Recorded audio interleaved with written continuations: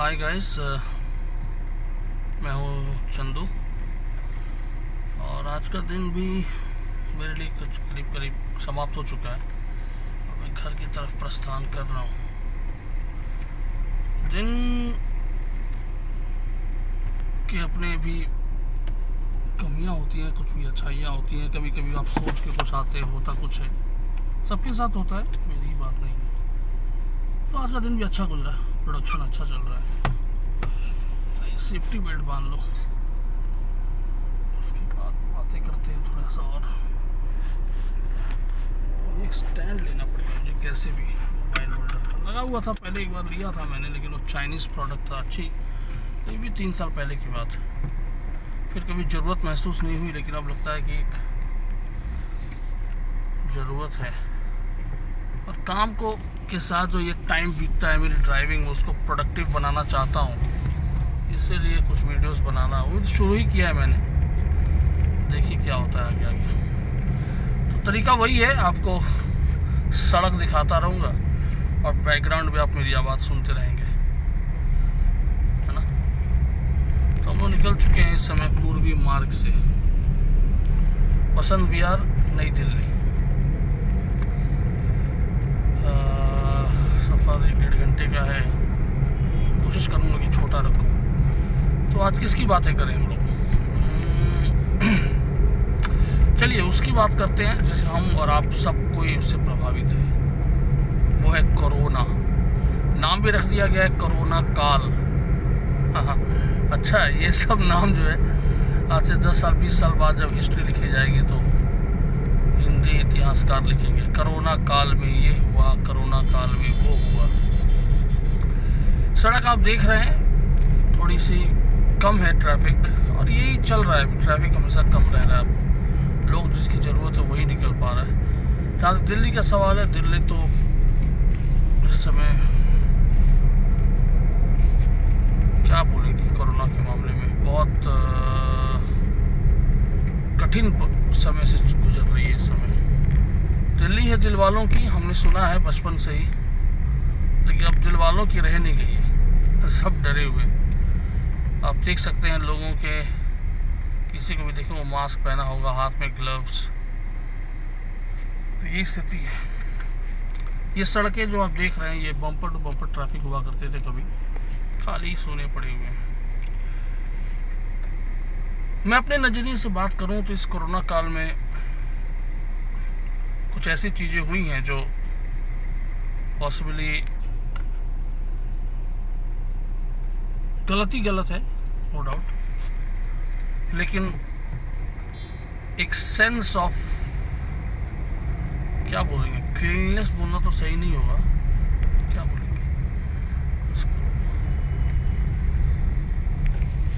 आई है हम लोगों के मन में। अब जो भी उसको कहा जाए, फिर शब्द आते हैं तो मैं को बता दूंगा क्या कहना चाहता था मैं, कि भैया हाथ की सफाई रखनी है और थूकना नहीं है और वगैरह वगैरह, दूरी बना के रखना है। अब ये कितना अच्छा है या कितना गलत है तो इतिहास बताएगा भविष्य में इसके क्या फ़ायदे हुए ही होंगे फ़ायदे। लेकिन जो सूचनाएं मिलती हैं, मैं तो यहाँ ही दिन भर रहता हूँ, वो बहुत अच्छी नहीं है, बहुत दुखदायक है। परिवार जो उजड़ गए, जो लोग यंग एज में नहीं रहे, अलग, कोरोना नहीं हिट किया। पहले जब शुरू में, आपको याद हो, जब कोरोना शुरुआती हुई थी फरवरी में या मार्च में भी, तो लोग कहते थे कि अभी ठंडी का महीना है, ठंडी ख़त्म होगी, गर्मी आएगी तो कोरोना भाग जाएगा। कुछ नहीं हुआ, टाइम फिक्स, कोरोना कभी भी है, कोई असर नहीं पड़ा। कोई कहता है वो चाइना का एक षड्यंत्र है, जो भी है, षड्यंत्र है या नहीं है, कुछ साबित तो हुआ नहीं। लेकिन एक बात ज़रूर है कि लड़ना पड़ेगा इससे। लड़े भी तो कैसे लड़ें? मैं रोज़ सुबह घर से निकलता हूँ, मैं नोएडा में रहता हूँ, तो घर पे एक माहौल भी एक अजीब सा रहता है। पत्नी नाराज रहती है मुझसे, तुम क्यों जा रहे हो रोज़? क्या करे भाई, रोजी रोटी का सवाल है, जाना ही पड़ेगा, काम है तो करना है, चाहे कोरोना हो या कुछ भी हो। खासकर 4 महीने की जो बंदी थी, 4 महीने की बंदी में कोई घर में कितना राशन रखता है, या फिर कितनी आमदनी, एक मिडिल क्लास जो परिवार होते हैं, जो सेल्फ एम्प्लॉयड खासकर जो होते हैं, और जो नौकरी पेशा है उनकी तो हालत और भी शायद ख़राब होगी। बहुत सी कंपनियों ने निकाल दी है, बेरोजगारी बढ़ गई। लेकिन जो अपना काम करते हैं, सेल्फ एम्प्लॉयड हुए हैं, 2 4 5 लोगों को 10 लोगों को नौकरियां दे रखी, उनकी भी हालत बदतर है। उनको मोदी जी ने तो कह दिया कि भाई साहब सबको तनख्वाह दीजिए, अपनी कहाँ से देखो, आमदनी 1 रुपये की नहीं, किराया, रेंट, सब कुछ। और कितना पैसा कोई रखता है? नहीं रखता है। मिडिल क्लास के पास कभी नहीं पैसा, वो हैंड टू माउथ रहता है। हो सकता है 10-15 दिन का, 1 महीने का गुजारा उसका चल जाए, तो 2 महीने 3 महीने तक का गुजारा वो कैसे चलाया होगा, अब ये सोचने की बात है। मैं अपनी बात करूं तो बड़ा मुश्किल रहा है। तो लोग कर्ज में हैं, काम शुरू होने का नाम नहीं ले रहा है, और काम शुरू हुआ भी है बड़े परिश्रम से हुआ है, और लोग नहीं है करने के लिए, प्रोडक्शन नहीं हो रहा है। जितना समय लग रहा है उसके हिसाब से प्रोडक्शन नहीं हो रहा है। तो हम तो बड़े बिजनेसमैन नहीं हैं, लेकिन अगर उसको इसका एक वो निकाला जाए तो आप पाएंगे कि वो रोज़ नुकसान, काम कर जो रहा है वो भी नुकसान कर रहा है रोज़। लेकिन चूंकि उसको काम करना है इसलिए वो काम कर रहा है, लेकिन घर पे बैठे तो वो नुकसान उसका नहीं होगा। लेकिन चूंकि वो घर भी नहीं बैठ सकता तो वो क्या बोलते हैं उसको, डबल वैमी, क्या अंग्रेजी में कुछ कहते हैं उसको, ऐसी स्थिति बन पड़ी है उसकी, क्योंकि प्रोडक्शन नहीं हो रहा है, लोग नहीं है। ज़रूरत है 10 लोगों को काम करने की, वहाँ पे 2 लोग लगे हुए हैं बड़े मुश्किल से, और वो भी रोज़ डरे हुए कहते हैं साहब हमारा हिसाब कर दो, हम घर जा रहे हैं, या फिर सर इतना ही हो पाएगा, काम नहीं हो पा रहा है, दूरी बना के ये है वो है। तो डरा हुआ व्यक्ति जो 500-600 की मजदूरी कमा रहा है, क्या प्रोडक्शन देगा?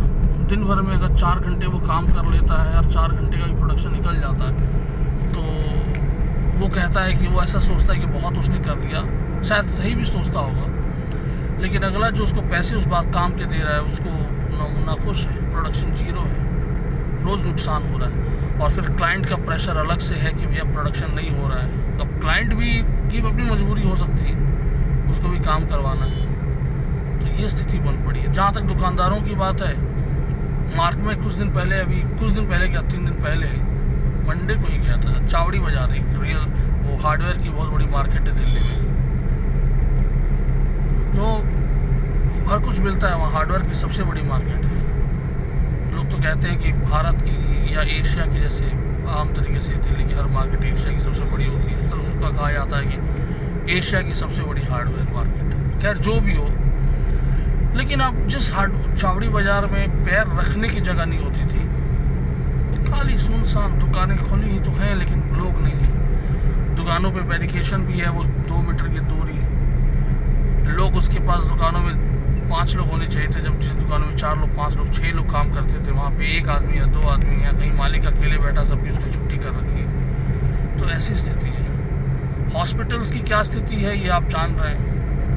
कल ही मेरे एक दोस्त से बात हो रही थी, वो कह रहा था कि उसका एक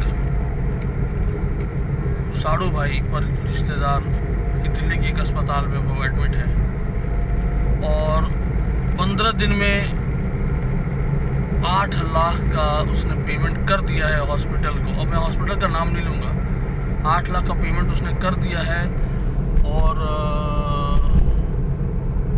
पता नहीं अब कितने दिन रखेंगे। तो हॉस्पिटल वालों को भी मज़ा आ गया, उनको भी कमाई करने का ज़्यादा कमाई। और खिला क्या रहे हैं वहाँ हॉस्पिटल में, तो सुबह खिचड़ी, शाम को दलिया, एक दिन में एक मौसमी का जूस ये देते हैं, और सुबह क्रोसिन, शाम को क्रोसिन अगर बुखार हो तो, और एजिथ्रॉल 500 mg जो एजिथ्रोमाइसिन एंटीबायोटिक है वो। सीरियस पेशेंट है तो वो अस्पताल ले ही नहीं रहा है। अस्पताल भी ये जांच ले रहा है कि किससे कितना उगाही की जा सकती है ना। सिर्फ उसका पॉजिटिव है और उन्हीं को पॉजिटिव करना है या नेगेटिव करना है। उगाही कर लिया और क्लाइंट कहने लगा कि भाई साहब अब तो पैसे नहीं है, तो भैया उसी दिन उसको पॉजिटिव कर दिया, पहले नेगेटिव था। तो ऐसी स्थिति बन गई है और कमाई का एक, तो इसलिए बंद होना चाहिए मेरे हिसाब से। एक आम आदमी, एक गरीब आदमी, वो कहाँ से लाएगा इतने पैसे? ना उसका है ही नहीं उसके पास। उसका अपनी ज़मीन खून बेच दे तो खून बेच के क्या मिलेगा भाई? खून, किसी फिल्म में डायलॉग सुना था मैंने कि तेरी खून की कीमत सिर्फ 250 रुपये बोतल है भाई साहब। 200 मिलीलीटर का जो एक सैशे आता है उसकी कीमत 250 रुपये या 500 रुपये या 1000 रुपये, यही कीमत है। तो ये जो डायलॉग है कि खून बेच के दूंगा, खून की कोई कीमत नहीं है। तो ये स्थिति है।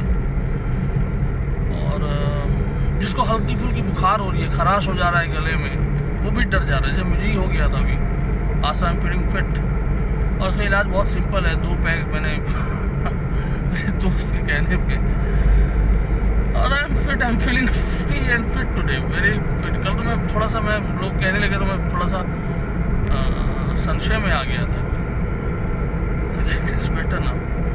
खैर, मैं कहना ये चाह रहा हूँ कि कोरोना से ही लड़ना पड़ेगा और कोरोना के साथ जीना भी पड़ेगा।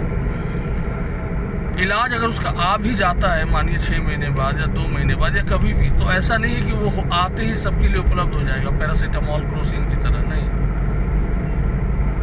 वो उपलब्ध नहीं होगा प्रोडक्शन उसका। वो आम बनने में भी कुछ वर्ष लग सकते हैं, कॉमन मेडिसिन बनने में। मैंने कोई रामदेव बाबा की तरह आ जाए कोरोनिल लेके, तो सब धंधा है भाई साहब। मुझे तो कहीं लगता है कि ये पूरा धंधा है, पूरा एक सिस्टम हुआ है जिससे लोगों का व्यापार चले, धंधा चले। पता नहीं कितना सच है कितना गलत है, कुछ तो होगा ही भाई साहब। दुनिया हाहाकार में। हाँ, हाहाकार पे याद आया कि हाहाकार का एक नया डेफिनेशन दिया कोरोना ने। मैंने हाहाकार होता क्या है, जिसको कहते हैं कि हाहाकार मचा हुआ है, तो हाहाकार होता क्या है, या जब हाहाकार मचता है तो क्या होता है, ये कोरोना आया तभी लोगों को समझ में भी आया। उससे पहले हाहाकार का मतलब कुछ नहीं होता था। 10 लोग जुट गए, कोई एक्सीडेंट हो गया, हाहाकार मच गया। अब हाहाकार मचा हुआ है यार, एक बंदा एक्सीडेंट हो गया उसका, नहीं। तो यही है कोरोना के बारे में। और बच के रहिए, जहाँ भी रहिए सुरक्षित रहिए, दूरी बना के रखिए। बाकी जिसको होना है वो तो होके रहेगा। बड़े बड़े लोग गत गए, हम और आप किस खेत की मूली है।